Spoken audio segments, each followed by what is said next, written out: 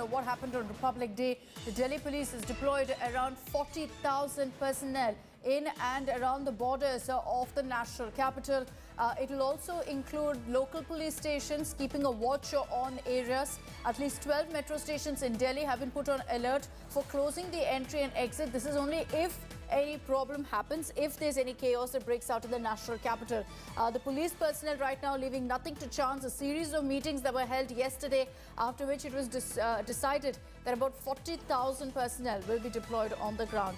Milind Sharma is joining us with more details on this. So Milind, massive security deployment in the national capital at the border sites as well.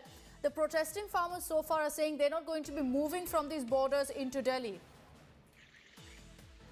Well, definitely. There is massive security deployment, not just at the borders. We've learned that at least 40,000 police force has been deployed across the borders, but within Delhi as well, at major intersections and points, there is massive police force that's on guard today because of the Chakka Jam that has been announced by the farmer unions.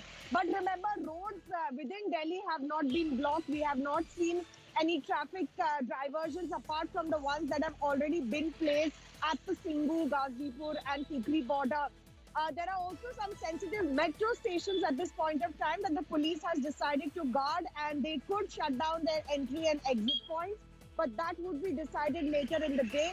For now, Akshita, not just within the border areas, the farmers have said that we will do the Chakka Jam outside Delhi, although they have said that they have no intentions to enter Delhi.